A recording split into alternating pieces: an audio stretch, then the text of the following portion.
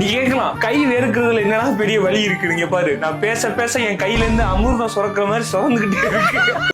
இது வெறும் ஸ்வெட் இல்லைங்க. இந்த கண்டிஷன் பேர் தான் ஹைப்பர் ஹைட்ரோசிஸ். இதுல 2 டைப் இருக்கு. First primary hyperhidrosis. இது பெரும்பாலும் ஜெனட்டிக் தாங்க ரீசன். ஃபேமிலியில் யாராவது ஒருத்தருக்கு இருந்தாலும் 30 to 65 சான்ஸ் உங்களுக்கும் வரும். சயின்ஸில் சிம்பாத்தட்டிக் நர்வஸ் சிஸ்டம் ஓவர் ஆக்டிவ் ஆகி ஸ்வெட் கிளாண்ட்ஸை அதிகமாக ஸ்டிமுலேட் பண்ணுதுன்னு சொல்கிறாங்க. ஆயுர்வேதாவில் இதை பார்க்கும்போது இந்த ஜெனட்டிக் டெண்டன்சி பித்த தோஷம் இன்க்ரீஸ் ஆகிறதுனால வருது. Heat plus fat metabolism imbalance ஆனால் ஸ்வெட் சேனல்ஸ் கண்ட்ரோல் இல்லாமல் உள்ளங்கை உள்ளங்கால் அதிகமாக ஸ்வெட் ஆகும். இது சின்ன வயசுலேருந்தே இருக்கும். Next secondary hyperhidrosis. இது thyroid, diabetes, menopause, stress or ஒரு சில மெடிக்கேஷன்னால இந்த கண்டிஷன் ஸ்டார்ட் ஆகும். ஒரு சிம்பிள் டிப்ஸ் சொல்கிறேன், ஃபாலோ பண்ணிக்கோங்க.